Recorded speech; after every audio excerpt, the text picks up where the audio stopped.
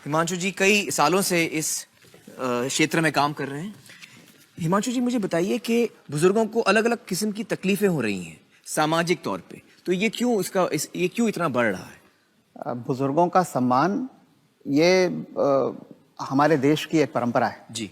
लेकिन जिंदगी इतनी ज्यादा तेज रफ्तार हो गई है कि अक्सर तकरीबन सभी केसेस में एक परवाह होती है, एक दिल में चाहत होती है, लेकिन जिंदगी की डिमांड्स ऐसी होती जा रही हैं कि उस चाहत को पूरा नहीं कर पाते। कोई भी आदमी जो आज काम करता है, सुबह 8 बजे घर से निकलना होता है, तब उस समय आपको जल्दी है काम पे जाने की।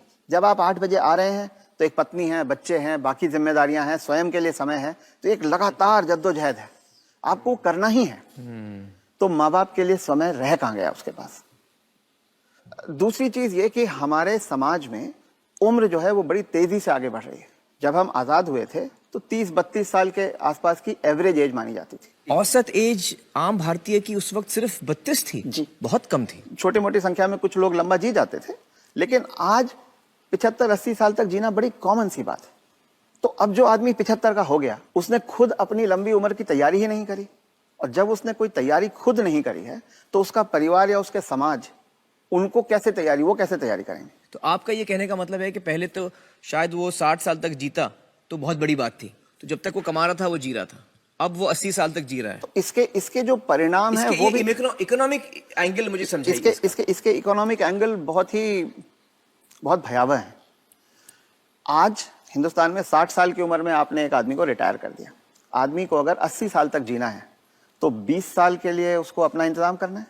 उसकी पत्नी 10 साल छोटी है तो 30 साल के लिए पत्नी के लिए इंतजाम करना है। औरतें आमतौर पे 5 से 7 साल ज्यादा जीती हैं, तो 35 साल के लिए उसे अपनी पत्नी के लिए फाइनेंशियल इंतजाम करना है और 20 साल के लिए खुद के लिए इंतजाम करना है। आज के इन्फ्लेशन में, आज की महंगाई में कितना भी पैसा आप एक जगह रख दीजिए, क्या वो 35 साल तक खींच सकता है? ये प्रैक्टिकल नहीं है। और जैसे जैसे उम्र बढ़ती जाती है उनके बच्चों की उम्र भी बढ़ रही है। जी। जो आज 70-75 का होगा, बच्चे भी तो 50-55 के हो रहे होंगे। वो अपना बुढ़ापा देखेंगे, वो अपनी लड़की की शादी देखेंगे, वो अपने मकान की किस्त चुकाएंगे। तो जो पीढ़ियों के बीच की जो दूरियां हैं वो बढ़ती जाती हैं। ये इकोनॉमिक वजह से बढ़ रही है। इकोनॉमिक वजह से बढ़ रही हैं। तो अब वो जो कॉन्सेप्ट है कि 60 साल की उम्र में हम रिटायर हो जाएं, उससे बाहर निकलना होगा। जब तक शरीर साथ देता है काम करते रहना है और 2 पैसे कमाते रहना है। जी। कुछ करके किसी तरह से अपनी आर्थिक स्वतंत्रता को कायम रखना चाहिए, जितने ज्यादा से ज्यादा समय तक हम रख सकते हैं। अपने आप को वोकल रखना भी बहुत ज्यादा जरूरी है। अगर मेरी परवाह मेरे परिवार वाले नहीं कर रहे हैं और अगर अड़ोसी पड़ोसी इस बात को जान जाएं, तो कोई भी बुजुर्ग कभी भी किसी परेशानी का सामना नहीं करता। क्योंकि तो चुप ना रहें। रथ साहब ये कह रहे हैं कि चुप ना रहें। अगर आपके बच्चे आपके साथ व्यवहार ठीक नहीं कर रहे हैं, सबको बताएं। तो आप सबको बताएं। जी। रथ साहब, बहुत सारे जो बुजुर्ग हैं हमारे समाज में, उन पे प्रेशर आता है बच्चों की तरफ से कि आपकी जो जायदाद है या जो घर है या जो प्रॉपर्टी है, जो कुछ भी आपके पास है, वो आप हमारे नाम कर दें। इस पे आप कुछ टिप्पणी देना चाहेंगे? पहला ये कि किसी भी हालत में आपके पास जो भी धन संपदा है, जो भी आपके पास आर्थिक साधन है, वो जब तक आप और आपकी पत्नी जीवित हैं किसी और के हाथ नहीं जाना चाहिए। कितना भी प्यार करते हो, किसी के नाम पे नहीं जाना किसी चाहिए। बच्चे, किसी बहू, किसी पोते, किसी के नाम पे ना जाए, कितना भी आप प्यार करते हो। क्योंकि जब तक अगली पीढ़ी को पिछली पीढ़ी का सामान कुछ मिलता नहीं है, तब तक वो उनकी इज्जत करते रहते हैं। वो हाथ पांव भी दबाएंगे, वो अस्पताल भी ले जाएंगे, वो दवा दारू भी करेंगे। और वो ही माँ बाप सबसे ज्यादा सफर करते हैं जो अपने प्यार के कारण उमड़ते चले जाते हैं। मेरा बेटा, मेरी बेटी, मेरी बहू, मेरा पोता, जो ये मेरा मेरा करना जिसने शुरू किया, बस वहीं से उनके दुर्गति के दिन शुरू हो जाते हैं।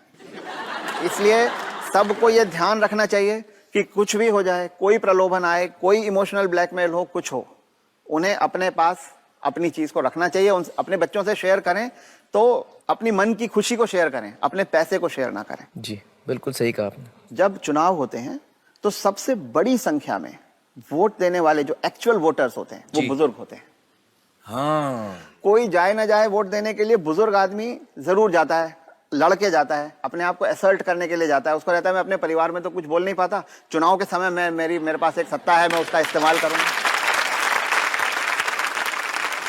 तक के सारे फिगर्स को देखें जी। तो आप पाएंगे कि करीब करीब 23 से 24% एक्चुअल वोटर्स जो हैं वो बुजुर्ग हैं, वो 60 साल से बड़ी उम्र के लोग हैं। तो ये एक सच्चाई है। और दूसरी सच्चाई है कि जितनी लीडरशिप है, जितने नेता हैं, वो सभी बुजुर्ग होते हैं।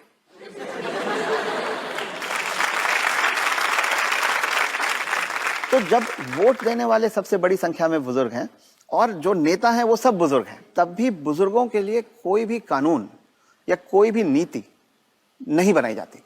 आने वाले समय में जैसे जैसे बुजुर्गों की संख्या हमारे समाज में बढ़ती जाएगी, और जो कि बहुत तेजी से बढ़ रही है, जी। अगले 10, 12, 15 साल के अंदर अंदर ये सब नीतियां जो हैं वो बुजुर्गों के लिए बनने लगेंगी। जी जी, चलिए बहुत बहुत शुक्रिया हमारे साथ बातचीत करने का मिस्टर रथ। आपने बहुत ही अहम चीज़ों पे रोशनी